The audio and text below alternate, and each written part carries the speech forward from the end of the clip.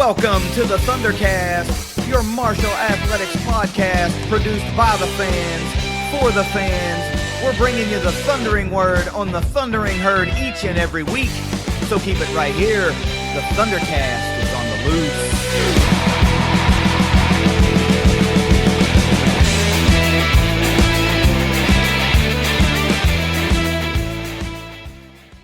Thanks for downloading another episode of the ThunderCast. You can follow us on Twitter at ThunderCast_pod across any of the popular social media networks like Facebook and Instagram.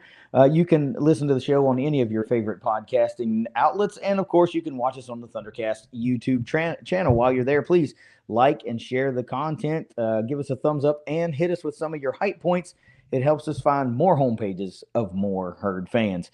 We have been knee-deep into the 2026 position group breakdown series. Last week, we finished up with the individual position groups.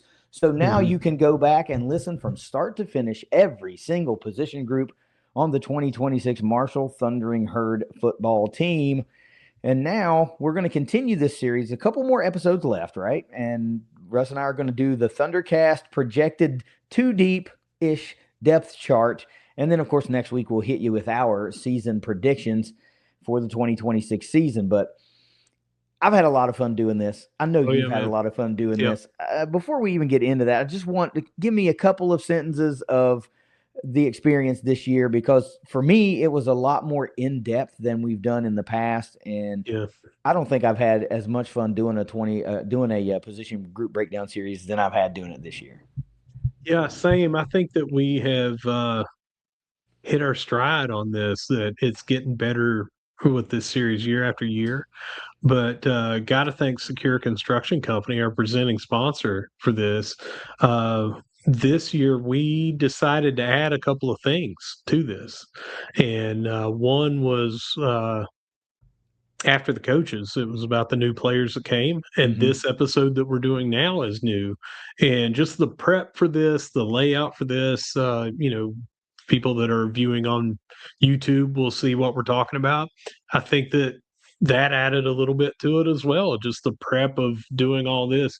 It's been a very rewarding thing, and it's got me so ready for the season. But I've heard that from a lot of fans too. We get DMs and people see me out in town and say, "Man, I've been listening to this, and like, I didn't even know about this player, that thing, who to watch for this." It's been really fun. It has been really fun, and that, I think, drives home another point of what we try to do for Herd fans. It's just really hard to keep up with everything. Everybody has busy lives and things they're into, and we try to keep our finger on the pulse of what's going on and try to consolidate that and concentrate that down so you, the listener, can spend an hour with us every week and know what's going on. But what you just said a minute ago brings a good point to the forefront.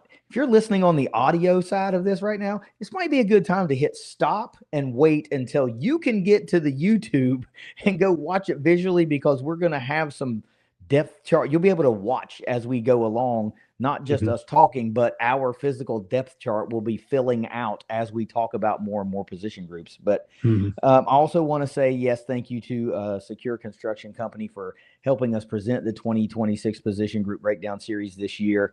Man, it was a lot of fun. And thanks to those guys for coming aboard. And I hope that some Herd fans also learned about when the time comes, or if the time has already come, for some roof repair or maybe some work inside the bathroom of your home. You know who to call now. You want to do business with a Herd fan. You want to do business with the very best, and you want to do business with somebody that's going to be fair and honest with you. And all of that screams Secure Construction Company. So thanks once again to them for helping us present. And now, man, I don't know about you, but I want to get into the 2-deep. Let's do that, and then we'll have some more about Secure later on with how you can use their services. Well, of course, I think the natural place to do that is when we flip sides of the ball. So let's get ourselves started on the offensive side of the football, and we're going to start things off with the offensive line. Fittingly enough, that's almost where we started this entire series, but we don't have to go through a two deep of coaches.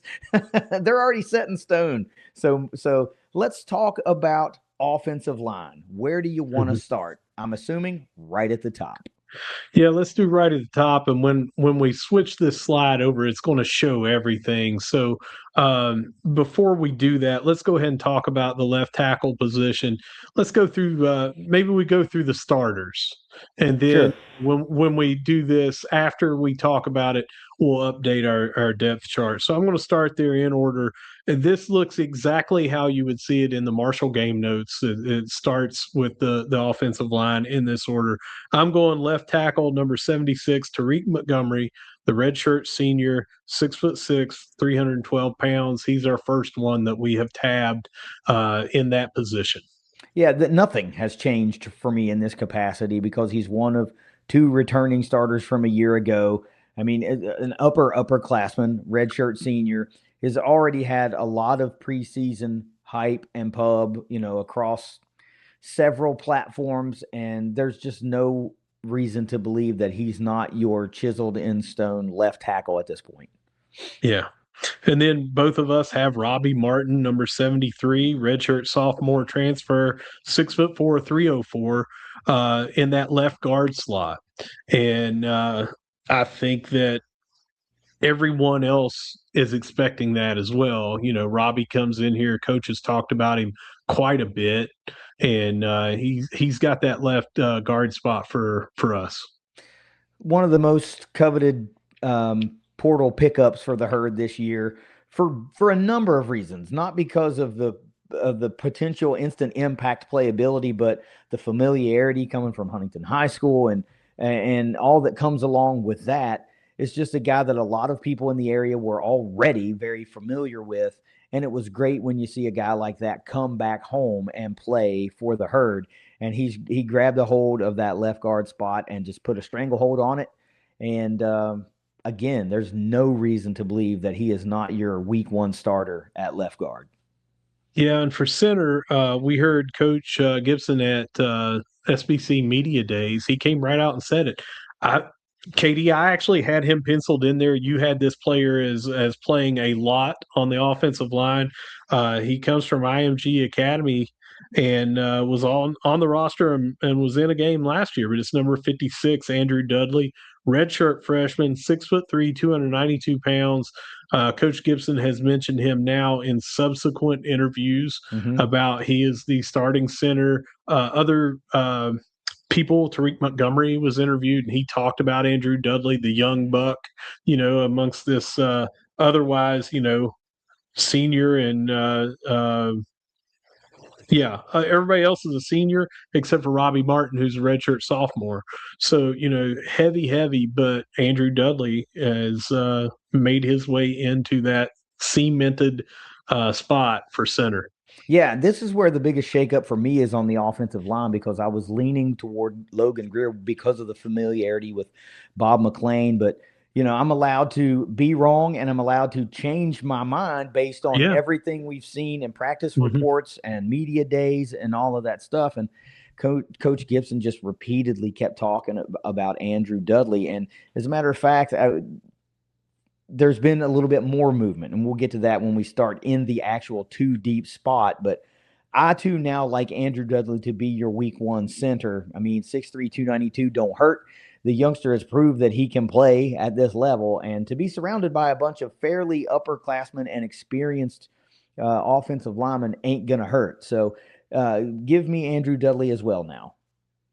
To the shock of no one, we all have number 70, Jalen Slappy in the right guard starting position, redshirt senior, 6'4", 312 pounds. By the way, all of these are kind of updated weights now as they have updated the roster. So some of these that we have talked about before, there's been more weight fluctuations and everything. But we've got Slap at 6'4", 312.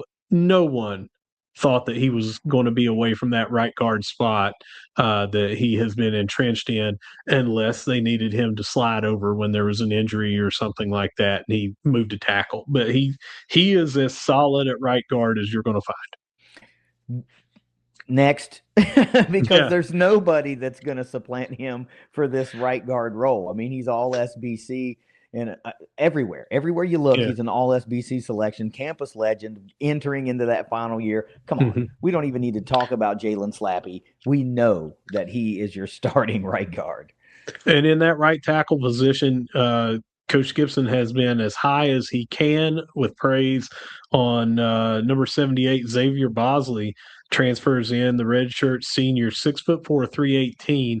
Katie, I'll let you talk about what he's done prior to here, but just going from what Gibson and other people have said, this has been his spot.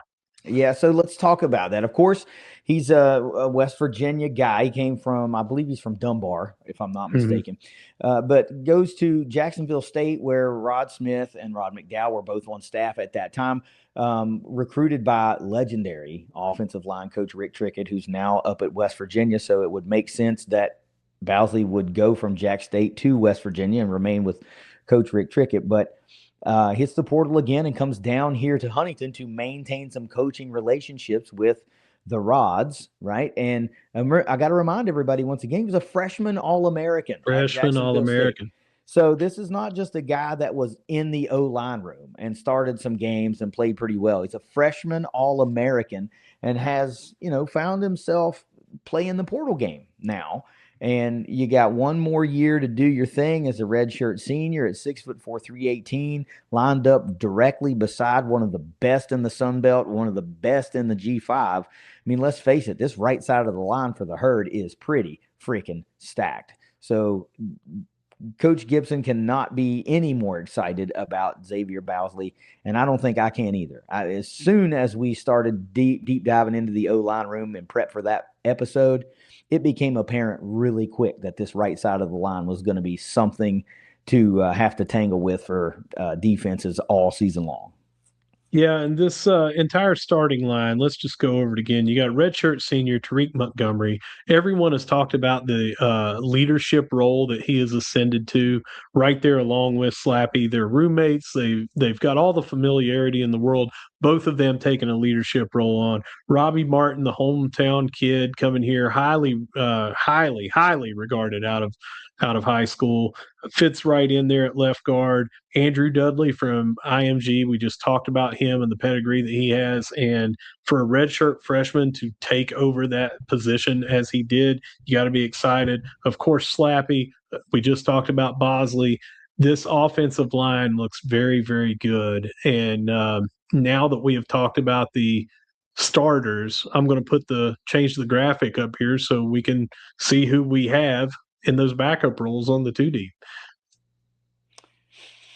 So let's just run through them fairly quickly because we've got a whole lot to go through. So Right. our two deep is a Holden Grieger, the JUCO guy that we were really high on, 6'7", 315, ain't gonna hurt nothing.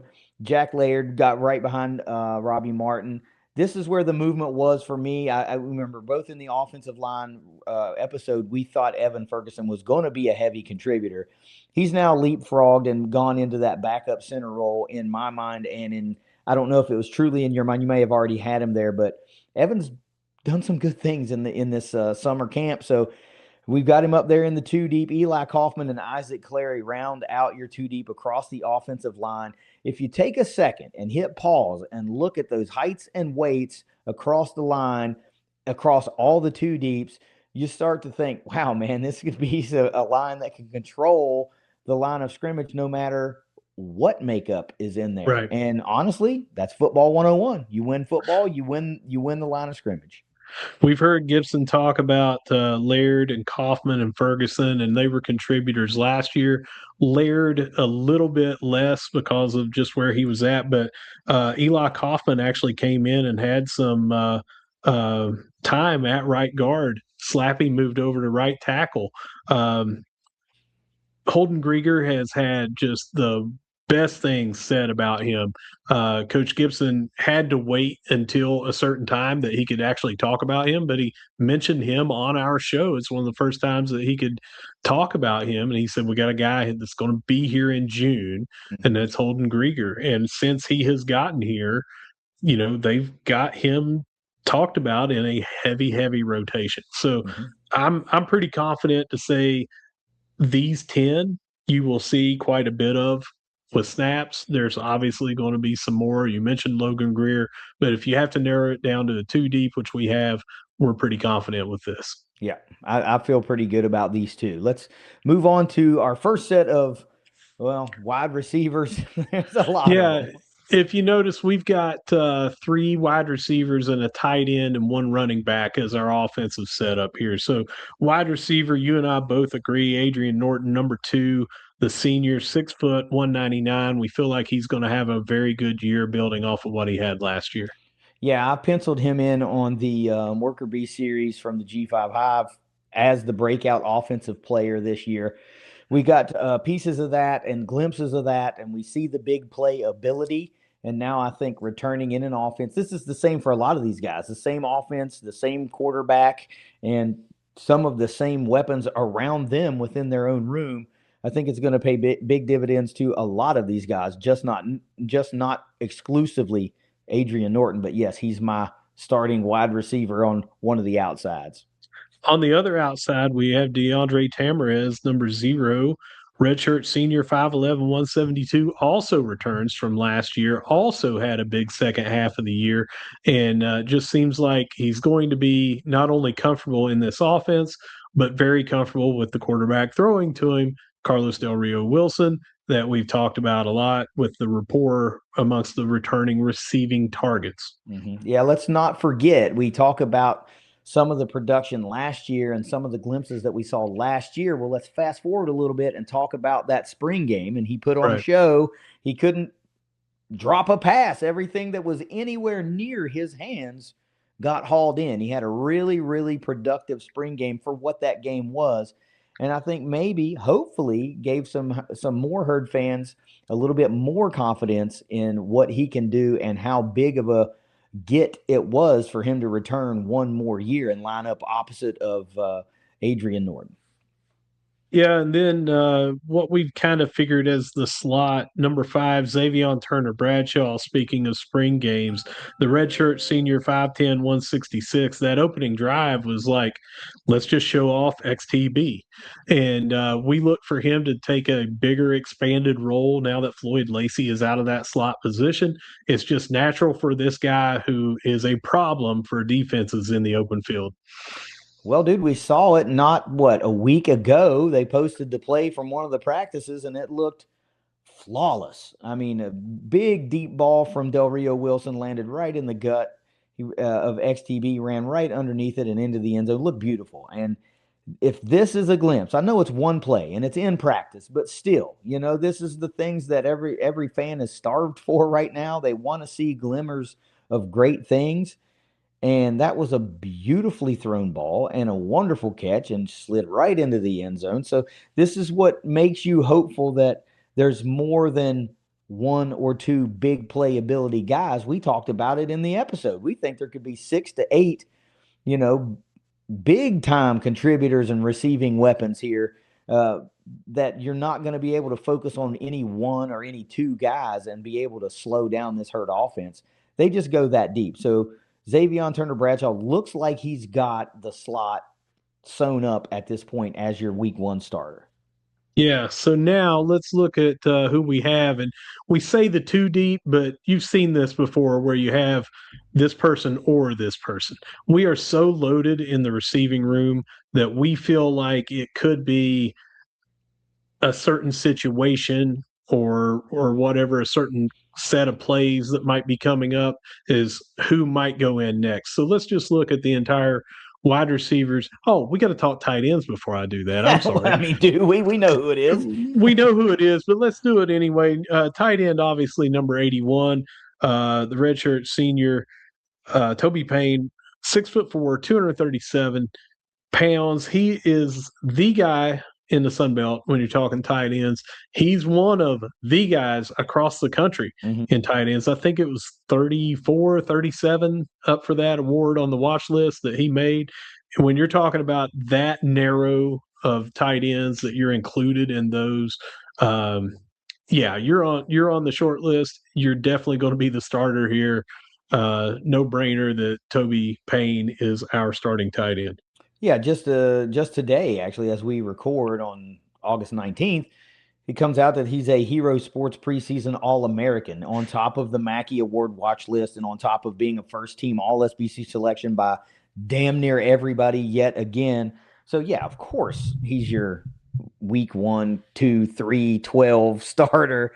Toby Payne, the all everything tight end. Yeah. The matchup nightmare. So now let's go and show you who we have going into these backups. And like I said, a couple of them have the or, so we got a couple more than the two deep based on the situation we feel like. So, KD, take it off there with the outsides first and then the slot last. Well, you'll see that Owen Sweeney lands on both outside deeps or 2 deep, 3 deep, whatever you want to call it for us, because it's a situational thing. I mean, I just don't think you go and recruit a guy that's 6'3", 204 and not put him on the field. And of course, there's a lot of other guys we talked about in the wide receiver episode that there would be some younger guys looking to make a name for themselves this year. So this is not the only people that will play. Right. Right. But, if you're going to do a 2 deep, you can't put everybody on there. So we feel like, on the outside guys, you're looking at a really additionally 3 outside guys. And it's either going to be Christian Hamilton, Chris Culliver, or Owen Sweeney lining up more often outside. That's 5 total guys lining up on the outside, right?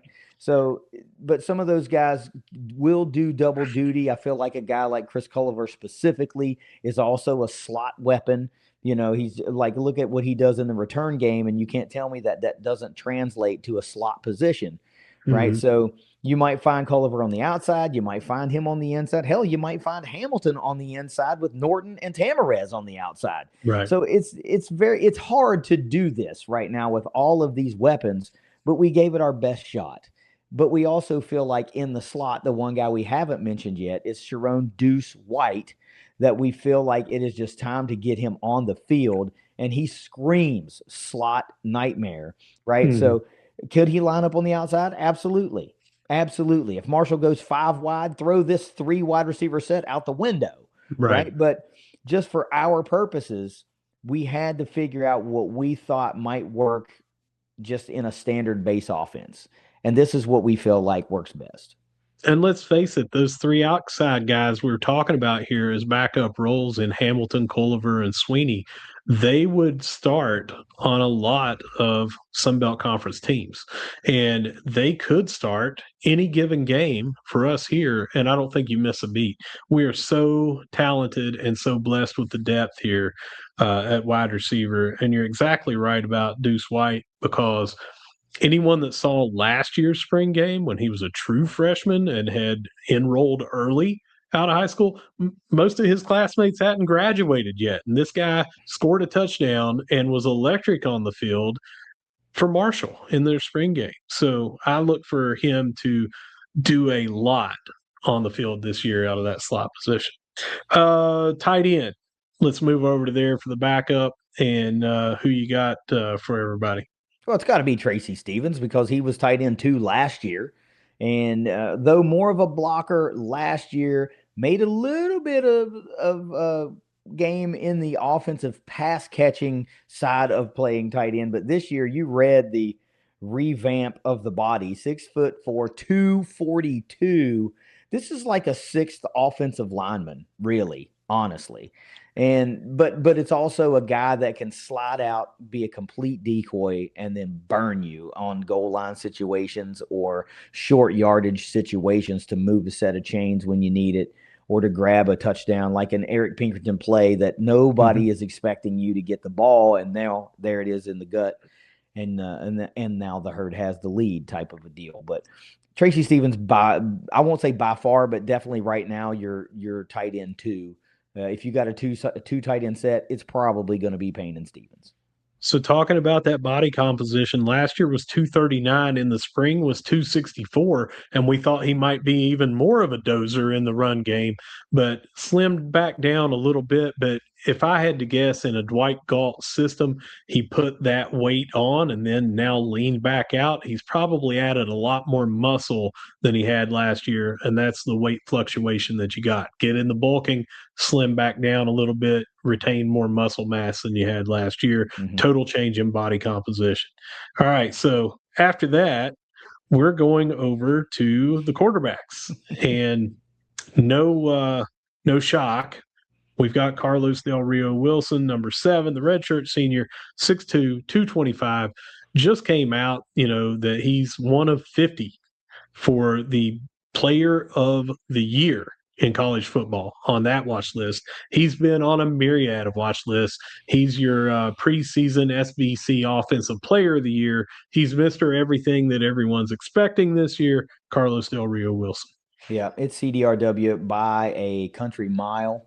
We said it in the quarterback episode. Everything that they're trying to do offensively this year is built around his skill set and what he is able to do. He did it all at a high level last year. And I continually go back and think that he's been vocal in saying that I want you guys to see what I can do with my arm. And that is pretty exciting to me because even first of all, he's really talented. And now he's surrounded by a ton of weapons and a really good offensive line and a pretty good run game too.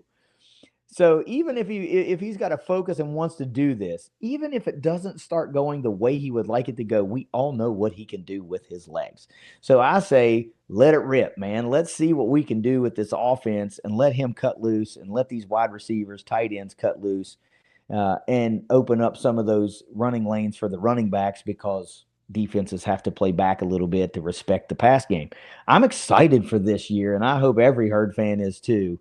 It has got to be Carlos Del Rio Wilson, the redshirt senior, 6'2", 225, on a mission for a championship. So let's talk about the two deep who we have penciled in here is Zion Turner.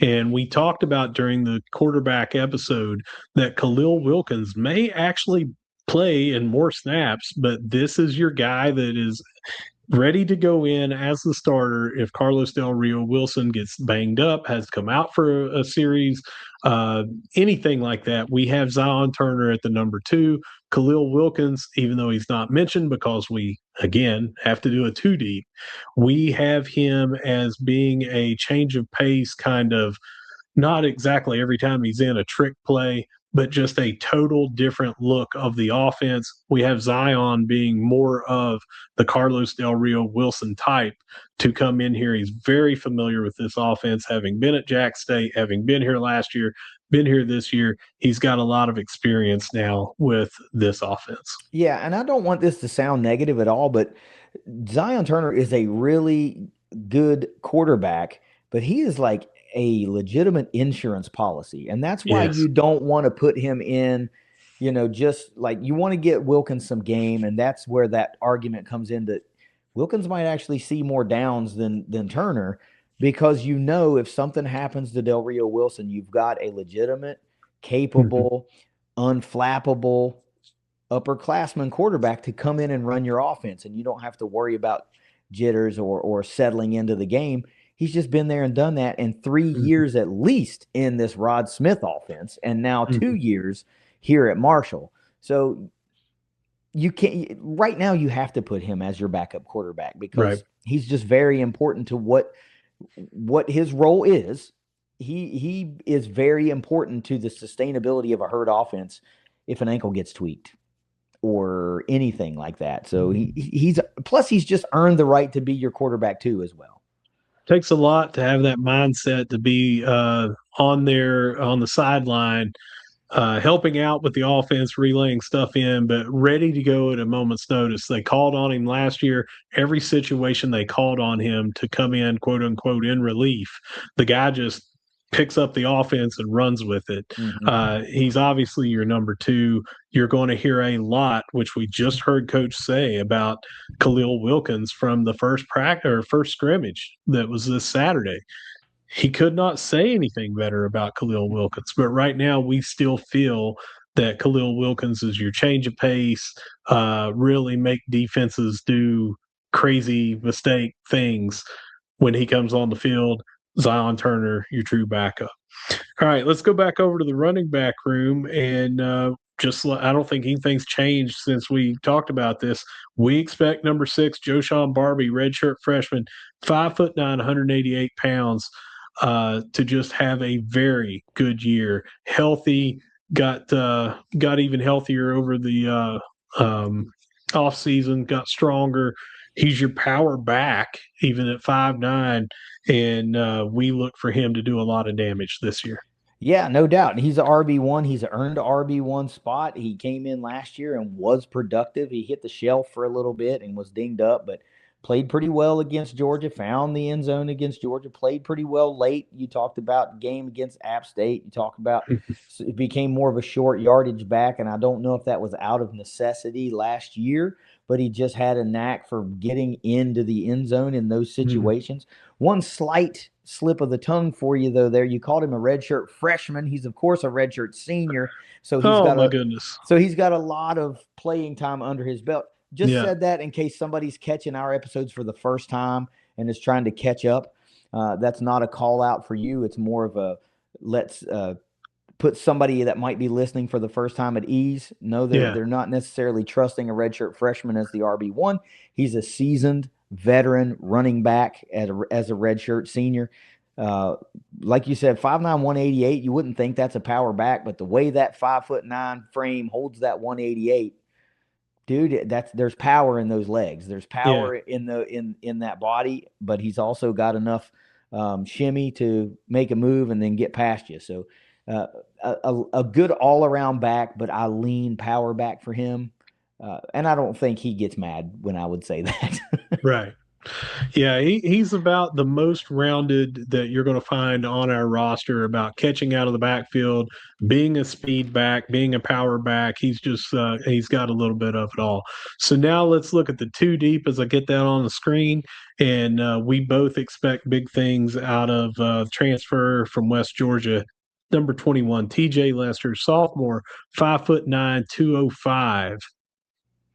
So actually a little bit bigger than Joe Sean, right? On the weight side of things, you're pushing nearly 20 pounds of weight, but I see him more as the home run hitter, explosive back. We saw it in the spring game. That was our first glimpse of him in live speed, like game action, and he just did not disappoint. There were a handful of guys that stood out to us. Tamarez and Lester were two of those guys.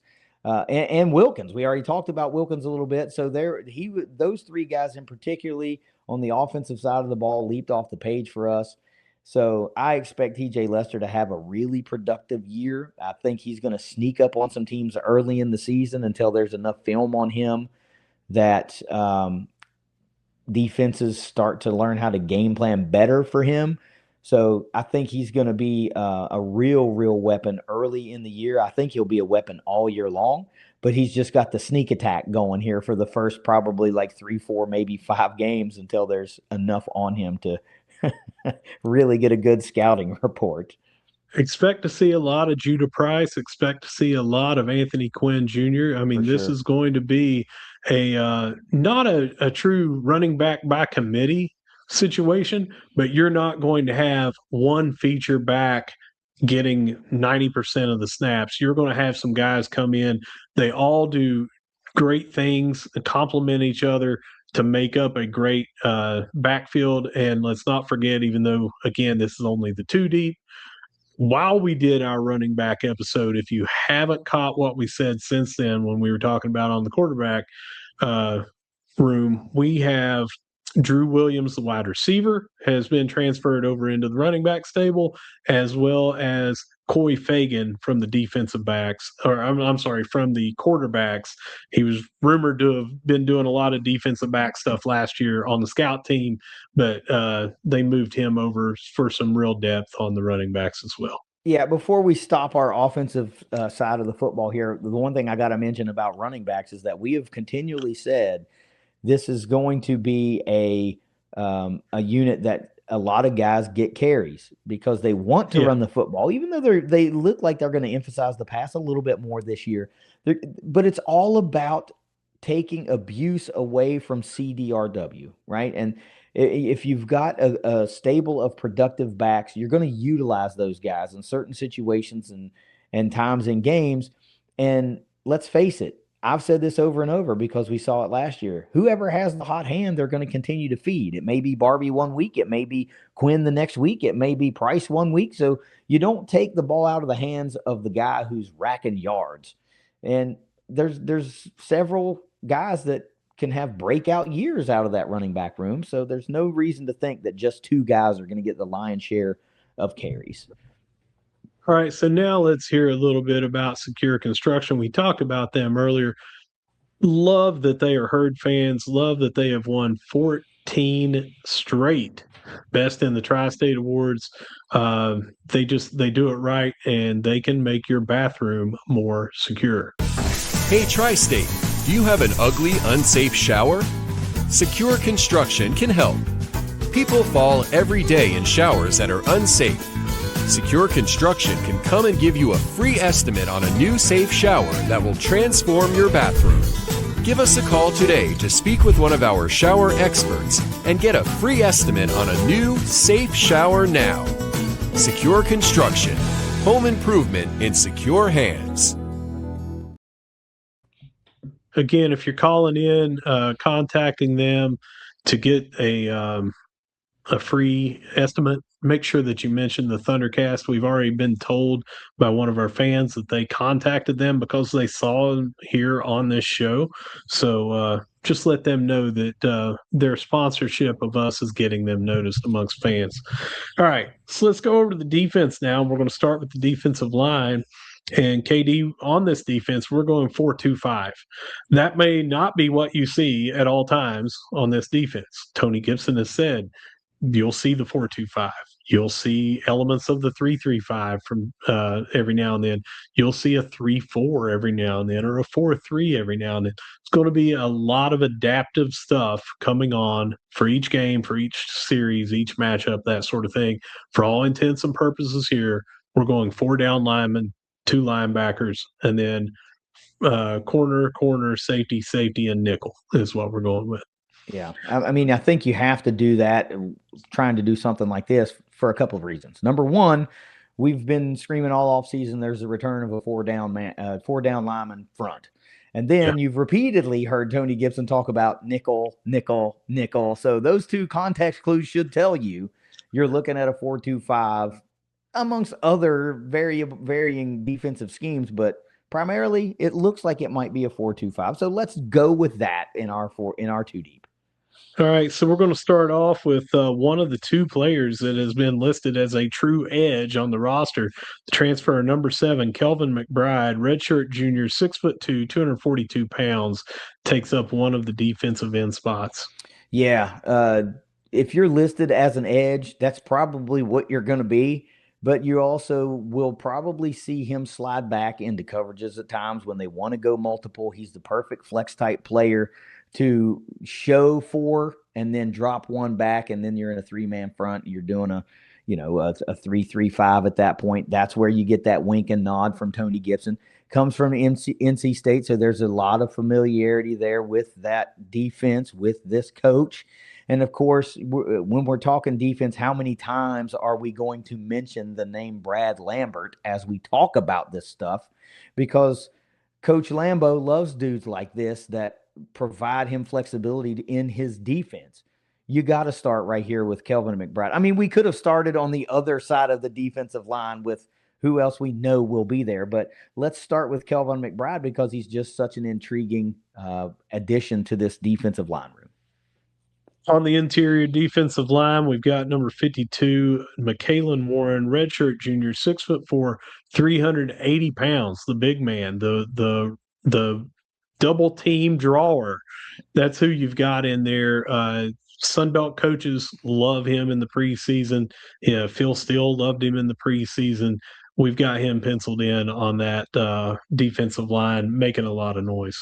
I tell you who's really gonna love him in the regular season and in the postseason if the Herd makes it there.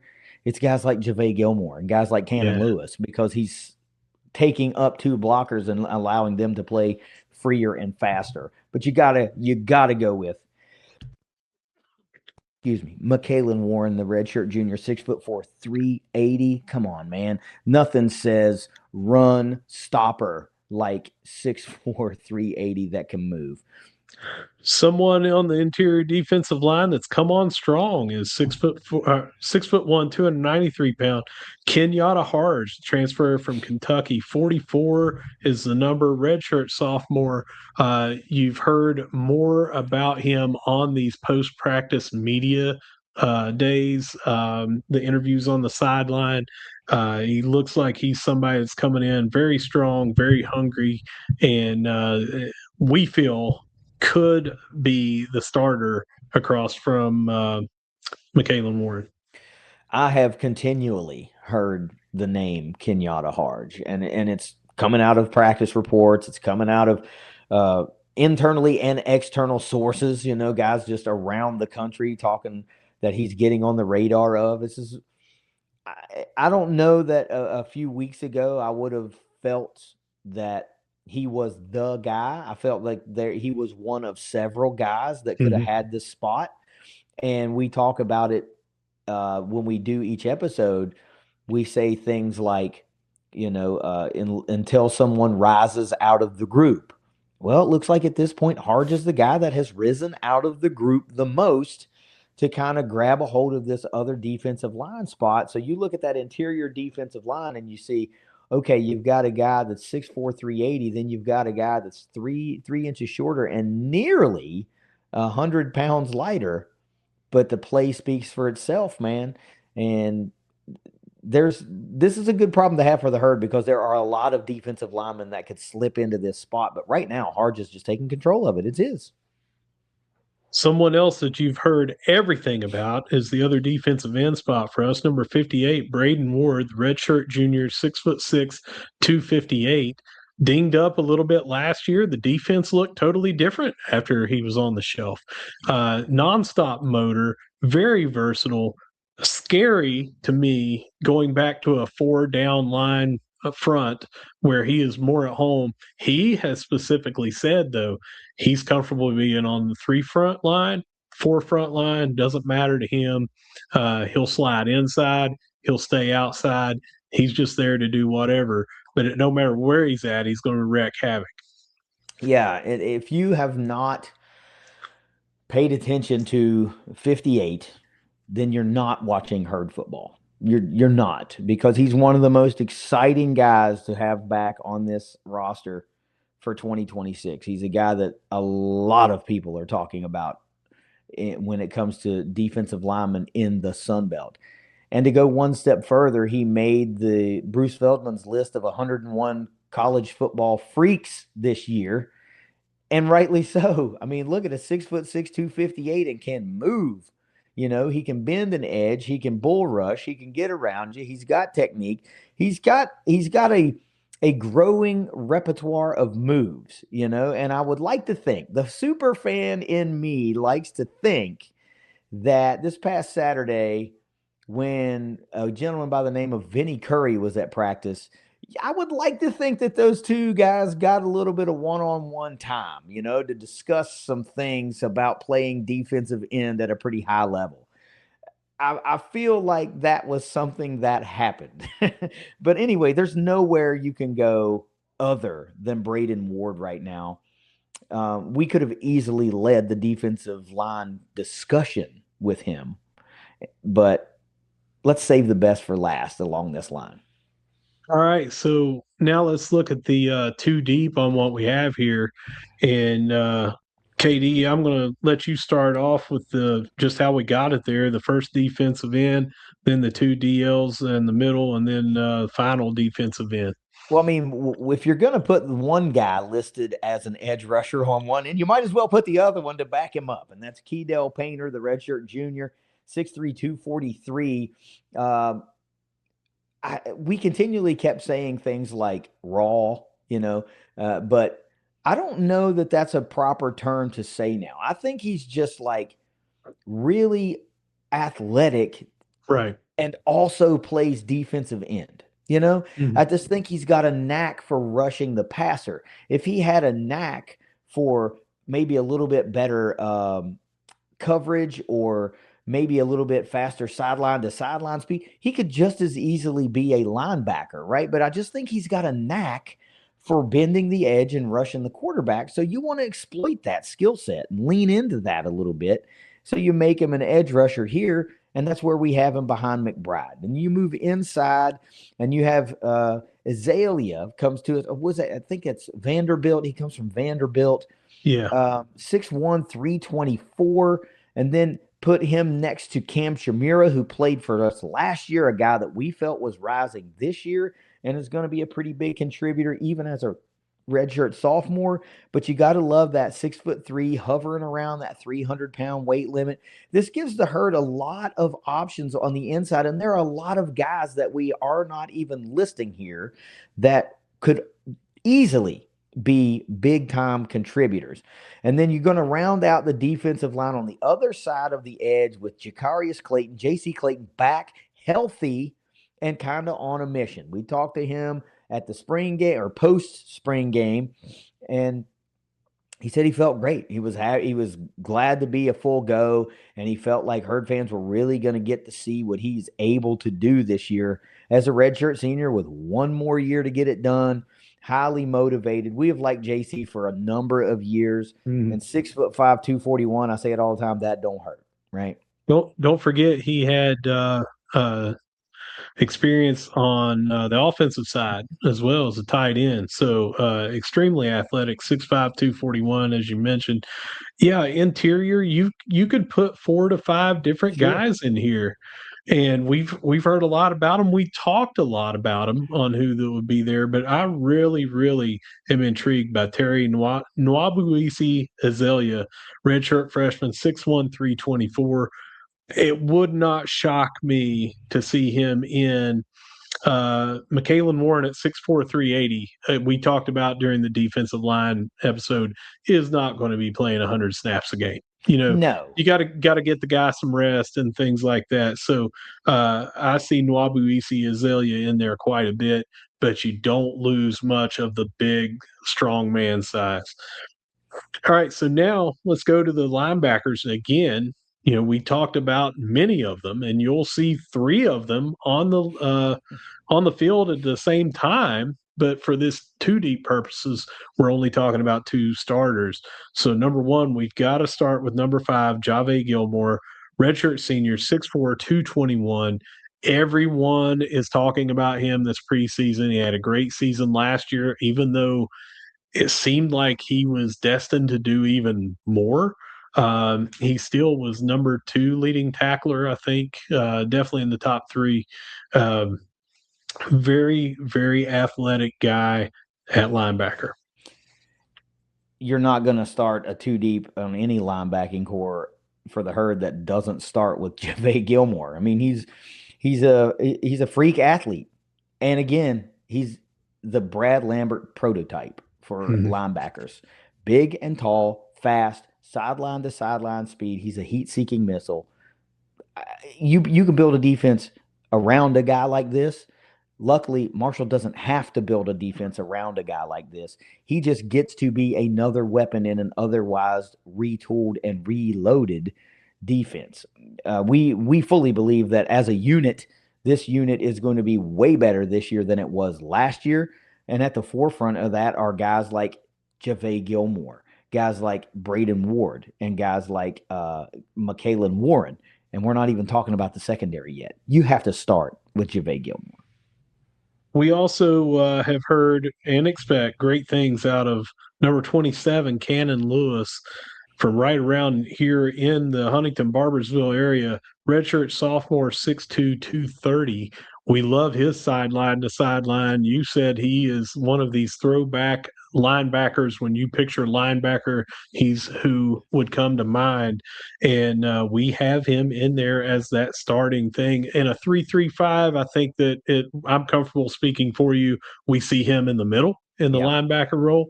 And then in 4-2-5, it's him and Gilmore. Yeah, Cannon Lewis is a guy that I feel like is poised to go absolutely bonkers in 2026, man. He's got the build. He's got the motor. He's got the grit that you love. He's a guy that if you were creating a player, a linebacker, so much of what he brings to the table is what you would put into your create a player. And we got to see a little bit of that last year, but man, you just can't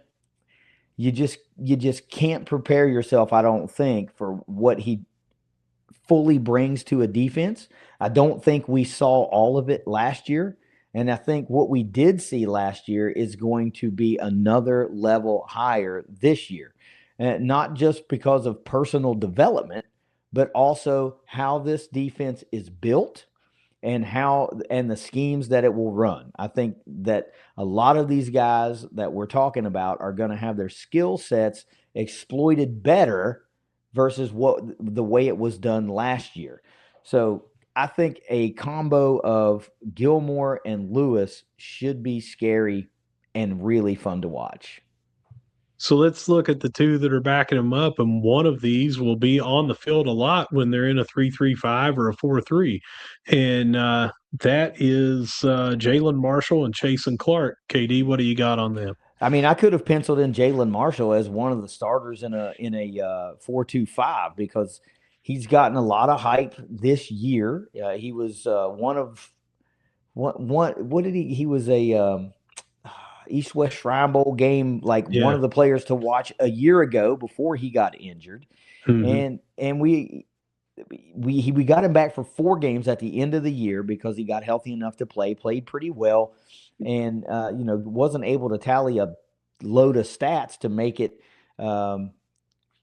like noticeable of an impact moving into 2026. But he's a guy that you could have easily said it'll be Gilmore and Marshall, or he'll be the number 1 backup at both linebacking positions. Like you could do that. And then you look at Chasen Clark, another kid that we just think is ready for his moment in the spotlight this year. I feel like if you give him an opportunity, he's gonna show you why he deserves more reps. So guys like that, these top 4 guys, all competing with one another, all competing against each other for reps and playing time.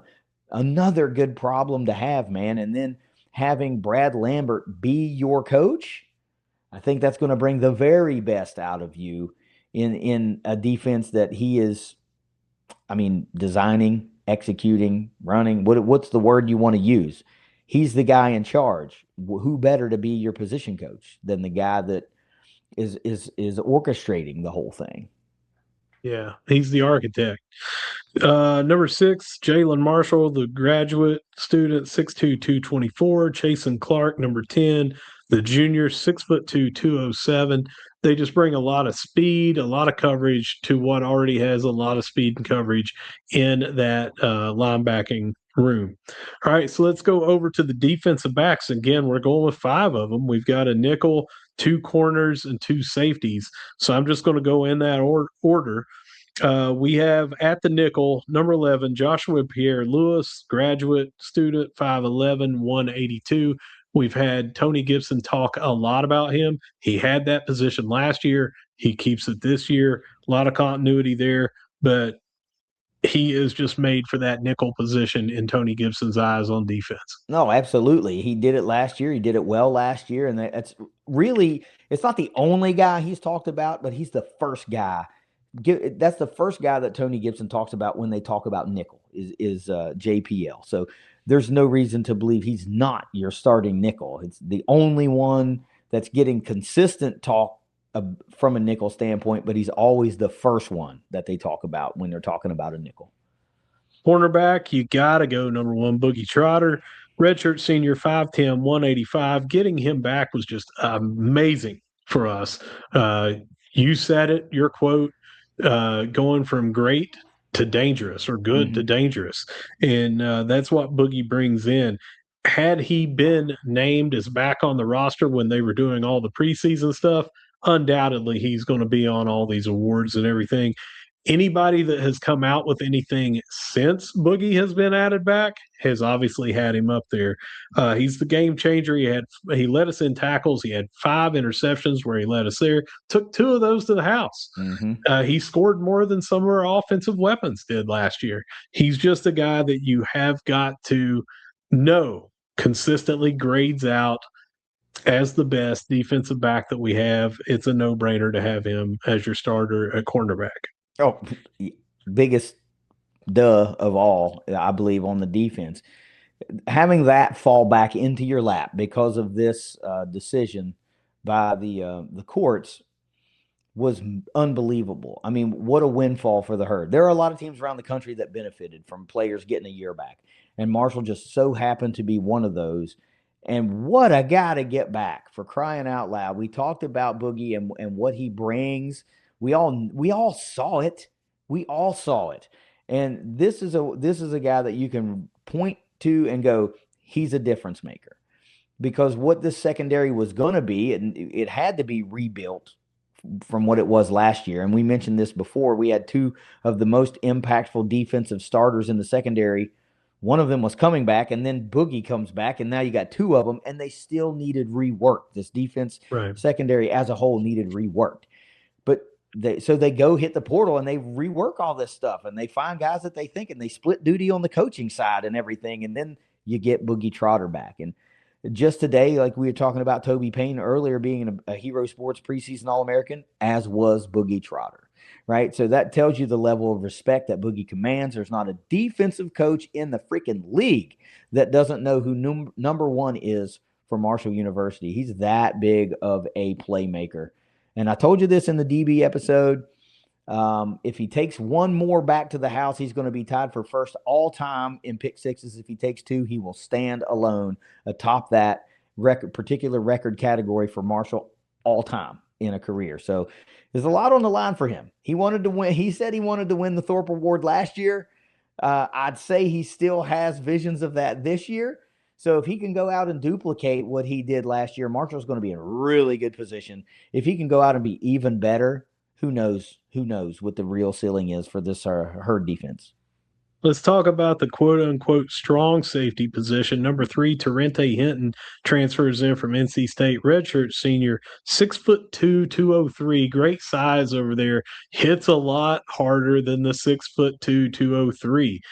We saw that in the spring game. There was some oohs, and then there were some almost cringes because of the loud pop of the shoulder pads.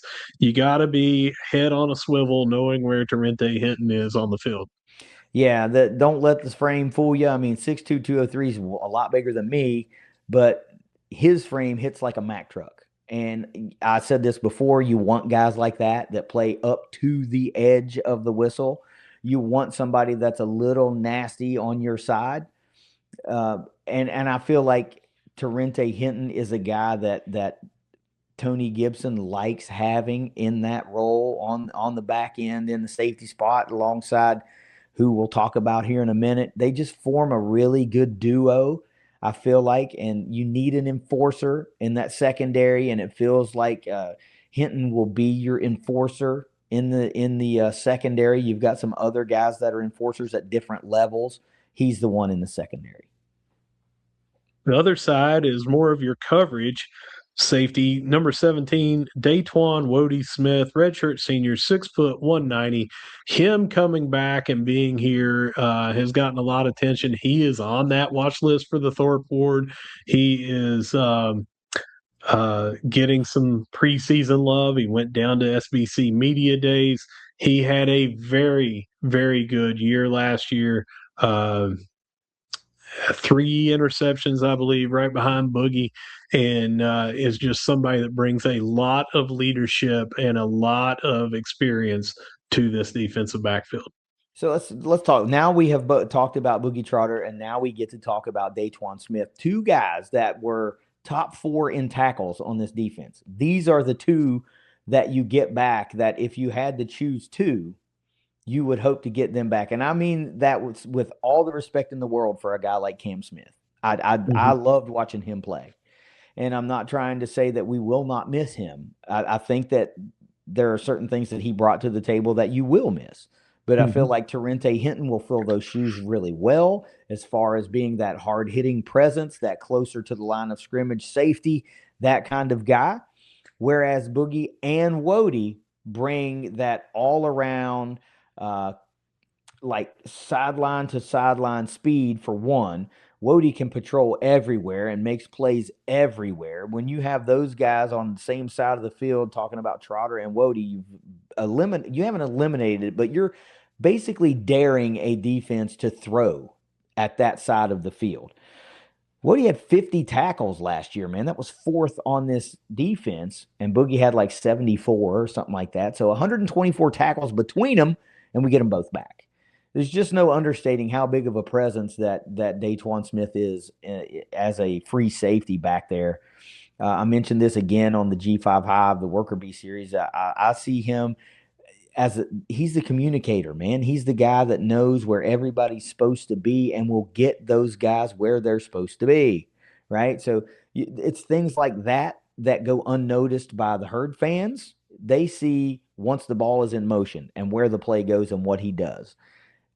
And he does all of that really well too.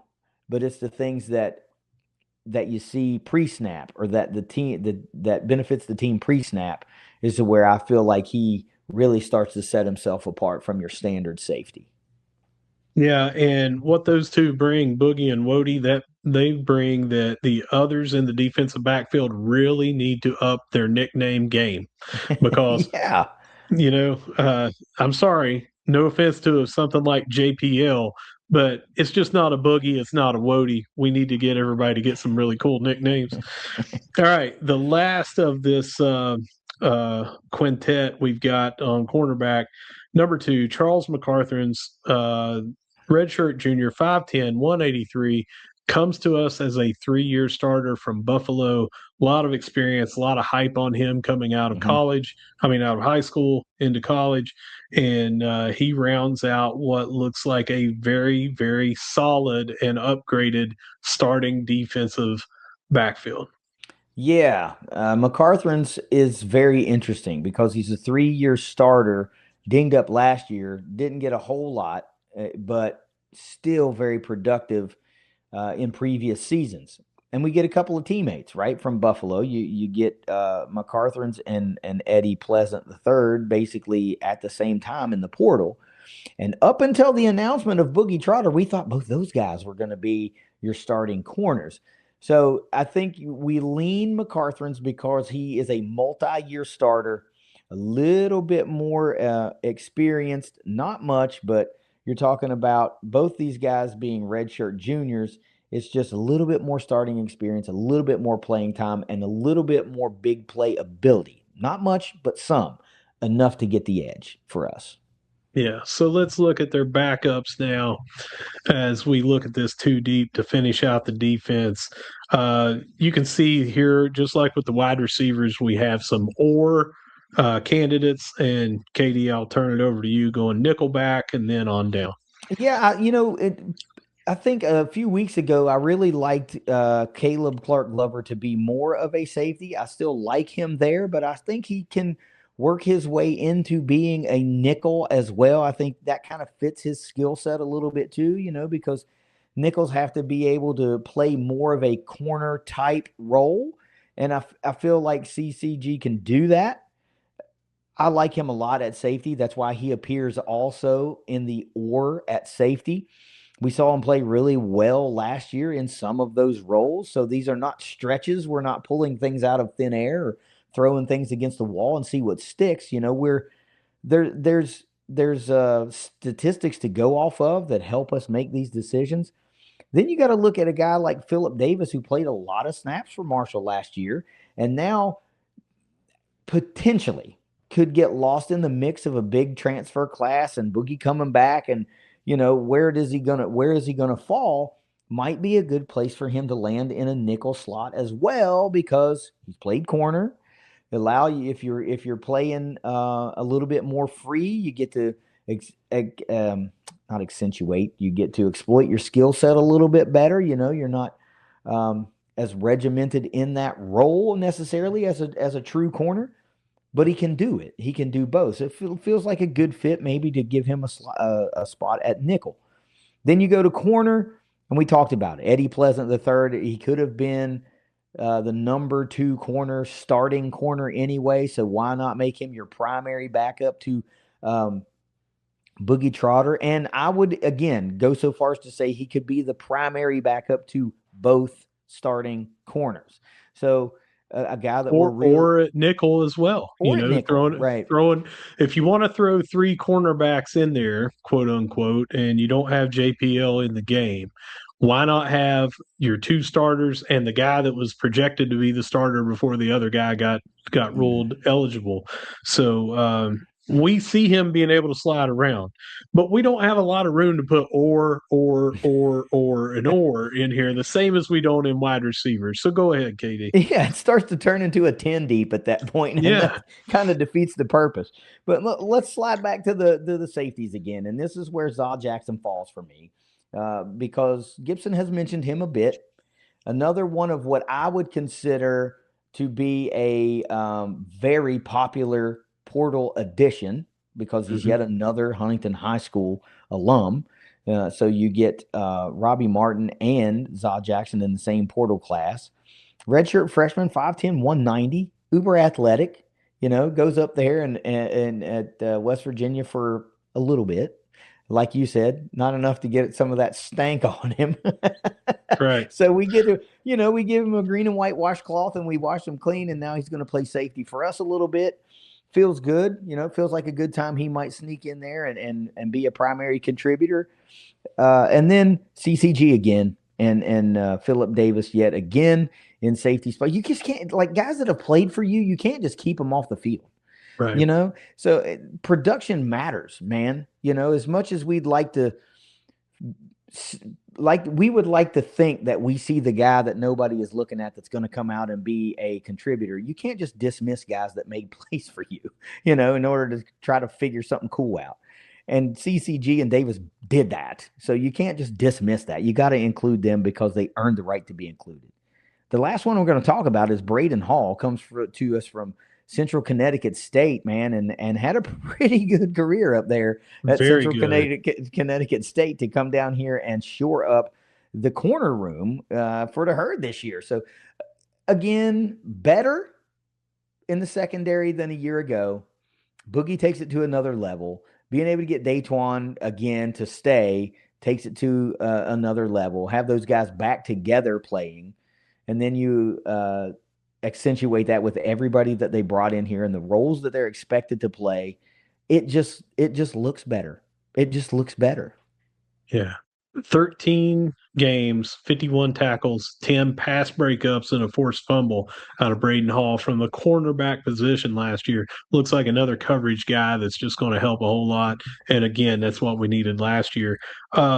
These come down to who goes in based on what we're looking at. Even more so from the offense with the wide receivers, we're talking about the situation that comes in, the plays that might be called. Here we're looking at, are we going to be in a 3-3-5? Are we going to be in a 3-4? Are we going to be in a 4-2-5? Any of those, what are we going to be looking at? That's why we have a couple of these ors and people listed in multiple spots. Mm-hmm. All right, so now let's go with offense being done, defense being done. Let's go to special teams, and we're going to start off. Not much to mention here on kickoff specialist, but kicker and punter is where we're really going to focus. Coach Gibson has said they're in a battle right now, but we're going to go with, for kickoff specialist and for kicker, number 41, Jorge Diaz-Nicolas, redshirt. I put senior on the notes here and what's going to show up, but I think it's redshirt freshman. That 6'4", 228. Big kid, came to us from Virginia, powerful leg. Gibson said that he's able to put him in the back of the end zone or further on kickoffs. And up until 3 weeks ago, maybe, he was the only kicker on the roster other than Ty Powell. He had a, no pun intended, leg up on everybody else. But we've had a late addition, and we'll talk about that when we look at the backups. Mm-hmm. So that's who I've got for kickoff specialist and kicker, KD, for us right now. But it's getting closer to a coin flip as this battle goes on, and the rest of the fall will determine who actually is going to be our starter. Yeah, you were right. He is actually a redshirt freshman. So Yeah. just a little typo, but you had it right in the mind.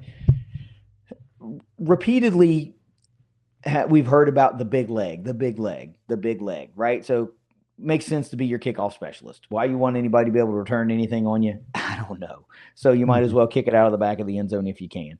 And it feels like this kicker competition feels like it's going to come down to the game week, Mhm. right? I mean, unless somebody just develops the yips, it feels like this is going to come down to game week.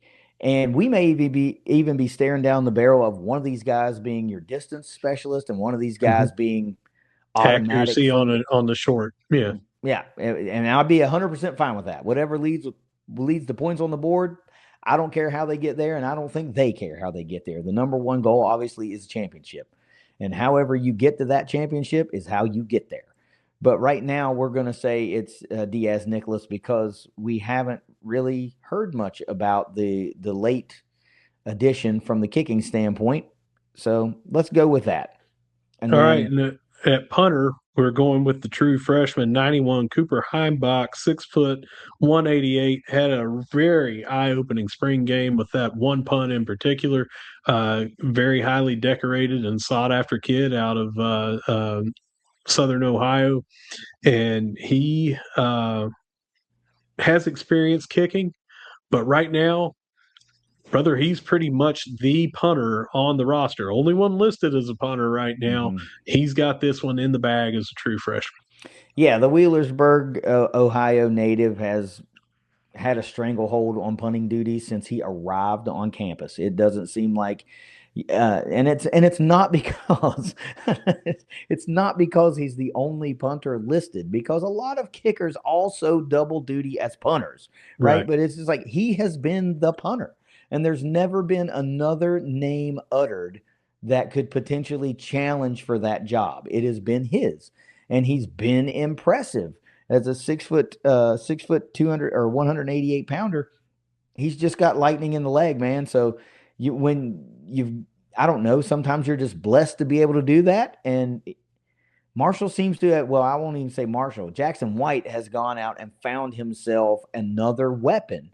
And that just Mhm. seems to be what he does right now is go find guys that just work. They just are good, and so unfair of us and all of the Marshall fan base to say, Jackson, you're great. You went out and found us an all-time great kicker and an all-time, yeah, you developed an all-time great punter.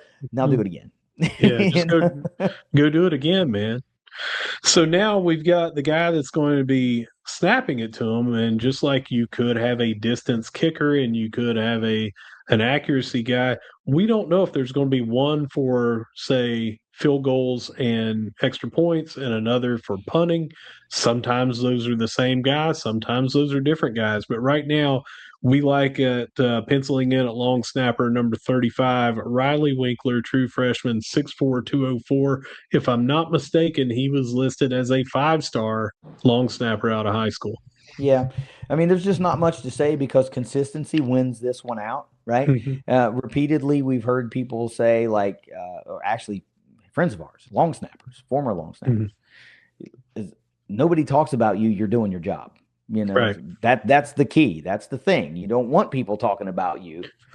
So consistency wins the day here. And right now we lean towards Winkler. It has nothing to do with how the backup we feel is performing. It's just that consistency is the key. And right now we feel like Winkler has been the most consistent and has the best chemistry with the kickers and punter. So now we're going to talk about kickoff returns, and we've got the guy that did it for us last year, number 5, Xavion Turner Bradshaw, redshirt senior, 5'10", 166. He was listed in the Sun Belt Conference preseason, first team, I think it was, 4 special teams as a returner. It might have been second team. I can't remember. You'll have to let me know. But anyway, he made a team there in the preseason. Lots of respect around the league. You have said it many times. He was inches, yards, whatever, away from breaking multiple Mm-hmm. ones, had several long returns. The guy is a problem in the open field, as we mentioned. We're going with XTB as our kickoff return guy. I think you have to. And who are you going to put over him? I mean, there is a guy that has a legitimate argument on this roster to be your kick returner. The problem is XTB is already doing it really well for Marshall. And I think there are going to be plenty of scenarios where they have more than one guy back. So if you're just going to list one, we're going to list the one that's getting the all SBC selection. We're going to list the guy that had our jersey on last year and did it really well last year. Give me XTB as my kickoff return specialist right now. And then in the punt return game, you and I both like that guy you were just talking about, and that's number 3, Chris Culliver, redshirt junior, 6'1", 195. He took 2 to the house and returns before. So this is a guy that in limited return attempts took 2 to the house. And we've had a lot of people return for us, and there's a handful that I can think of that took multiple to the house. This guy did it in a lot less attempts, and he's somebody that you have to think is going to make some kind of impression in the return game at some point. So we got Chris Culliver there. Yeah, I think he's probably just the one that I feel like is the most natural of all the guys on the roster. 13% of the time he ran one back to the house, man. You know, I mean, that's pretty good percentage to have. So, and I'm just going to parlay right into the 2 deep at these 2 particulars because it's Chris Culliver in the kickoff, right? And when they got 2 guys back there, it's probably going to be XTB and Culliver, right? So let's just get that out of the way right now. You don't run 2 back in 15 attempts and not be considered a front runner for a return spot. So let me get that out of the way. Now, before we get into the others, you know, if you got some more to say, that's fine. But before you bring up the others, I just wanted to go ahead and put that to bed. I mean, it's Culliver at kick return and punt return for me and, well, for us. So now let's look here at these backups that may be pushing the starters at several of these positions. And we're going to start there with kicker. The late addition that we were talking about was not around when we did the special teams episode. Another guy from Ireland, just like last year. But it's number 90, Samuel Gwyden Cribbs, freshman, 6 foot, 216. I have not been able to read a whole lot about him. I don't know if he did what our last guy from Ireland did and was hitting them from 69, 67, 66, but had never played in an American football game before. Remains to be seen. But what we have heard is that there is a kicking battle going on between a guy that was highly regarded coming over here, number 41, Jorge Diaz-Nicolas, and now Samuel Krebs. So remains to be seen what happens, but it's a good problem to have when you've got 2 guys pushing. We're not talking about, hey, this guy's struggling, so this guy's getting here. It's like this guy's doing what we thought he could do, but so is this guy. Yeah. So it's a great problem to have from the kicking standpoint. I'll keep it there before we move on to the others so you can talk about that as well. No, for sure. You know, this being this close to week 1, you do start to wonder, is like, all right, are both of these guys really like pushing one another, or is this a little bit of gamesmanship? I don't think that that's the case, because it could be, though. It could be. Why would you do that at kicker? You know, I would feel like you would want to do that at like you're not going to get away with doing that at quarterback, right? No, like that ain't going to be the thing. But kickers is an intriguing place to try to work in some gamesmanship. It's not out of the realm, right? But I would tend to think that maybe they are truly pushing each other, because you're a redshirt freshman and a freshman. It's not like senior and freshman, right? So even though that graphic erroneously says so. So I would like to think these guys are truly pushing one another. And you got to know, you know that both of them want the starting job. Like, why wouldn't you? Because with everything we've talked about here, this looks like a championship roster. It's got to play out on the field. You got to win the games. But why wouldn't you want to be the kicker for a championship roster that you expect the offense to light up the scoreboard and give you opportunities to kick a lot of extra points and probably put you in a position to at least get shorter field goals? I mean, I can see why these 2 dudes are battling it out outside of just normal competition and wanting to be the kicker. there's a lot on the line for these guys. They have the potential to put a really good resume together this year. So I wish there was more out there on Krebs, but there's just not. So right now we have to default to Diaz-Nicholas because we know the most about him. Let me tell you the thought process of having him as the backup at punter as well. It's from the type of football that we expect him to have the background in. The style of kicking, yeah. So we're going to have him there. It could easily be Ty Powell. It could be somebody else. It could be Diaz-Nicholas, but we have right now Krebs as being the backup punter.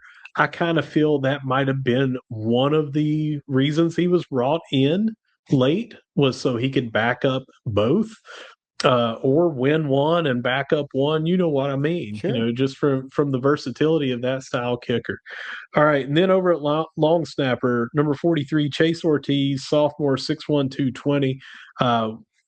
Don't think that it's a situation where there's just a huge drop off. And again, he may have one of the types of snap duties, but we do have him there as well. Kickoff returner, you already mentioned Chris Culliver. So let's move over and I'll hand it to you about, you kind of snuck one in on me there about punt returner because I only had one listed. I wasn't prepared. And you said, go ahead and take 15 seconds and think of who it might be. And I came up with the exact person you had. So let's talk about him. I knew you would, right? And it led to one of the coolest moments that we've had just between us on this show. It's Sharon Deuce White, right? We talked about him when we were talking about wide receivers. The kid, you just want to get him on the field somehow. And all the production in the spring games and the touchdowns and the excitement and the speed and all of that, I want to get him in open space. I want to get a football in his hands with the ability to get a head of steam and make one cut, type of thing. And a punt returner, it just seems like it's fit for him and his game. Slot and punt returner, oftentimes you see a lot of those guys do those roles. Slot receivers and punt returners are the same guy. Mm-hmm. It just feels like Deuce White needs to get on the field somehow, some way, somewhere. He can help this team win football games. And quite honestly, I just want to see as much speed on the field as I can get for the Herd. And he's one of the fastest that we've got. So I want to see him with a football in his hands with opportunities to put, I won't call them easy points, but these are like momentum swinging points. These are when you need something to happen to get you back in a game or to get a game out of reach, because you're starting to weather a little bit of a comeback from your opponent. There's nothing like a punt return touchdown or a kick return touchdown to just flip the energy level in the stadium. Mm-hmm. And speed is the number one thing outside of reliability, catching the football, right? I mean, mm-hmm. let's just say that's a given. I want the fastest guy I got on the field that's got some shimmy and shake with the ball in his hands, and that's Deuce White. Well, KD, that does it for offense, defense, special teams. Besides a unfortunate typo on what I didn't have enough time to go and look when we had to make a couple of structural edits to this right before we went live.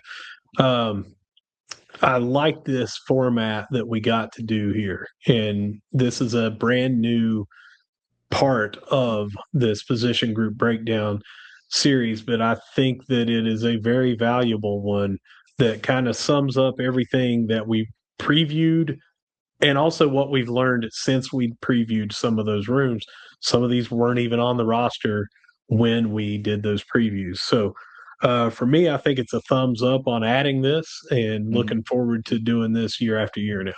Yeah, definitely a worthwhile episode. I mean, think about this. We did the special teams unit or the offensive line unit 2 months ago, 2.5 months ago. And though maybe not a whole lot has changed from that particular room, a lot of stuff has changed across several of these positions. Boogie Trotter's back. You bring a new kicker in. There's things, right? There's people, defensive linemen are jockeying in their hierarchy and way we see things coming out of practice reports. It's just, it brings it full circle for us. We educated ourselves and the fan base about the people in the room and what we thought the strengths and weaknesses were of the particular rooms. And now we get to bring it full circle and talk about who we think is going to trot out there against Penn State in week 1 and line up and try to pull an upset. I think this is an awesome way to start to put a pin in the position group breakdown series. And I say, absolutely, we should do this year after year. Absolutely. Yeah. One more week to go. It seems like it just started last week, but we've got one more week to go in this 2026 position group breakdown series, brought to you or presented by Secure Construction Company. Remember, give them a call, get your free estimate. Thanks to them, massive Herd fans, for sponsoring this series. That's right. You can call them at 304-733-1760, or you can go to secureconstruction.com, give them a ring, shoot them an email, and let them help you on your journey to roof repair or replacement and or securing your bathroom areas. All right, KD, any final words, or do you want me to take us out of here? I mean, can we just start tailgating now? We can. I may right after this ends. That's what I mean, like right now. Yeah. So whether you see us at the Jack, whether you see us at the Dot, whether you see us at the Joan, coming oh so soon, no matter where you see us, what do we say? Go Herd. Go Herd. It's the Thundercast. We see you guys next week for season predictions. And then what, man? We're going to do a week 1 preview. And it's the Thundercast. We'll see you guys next week. Later.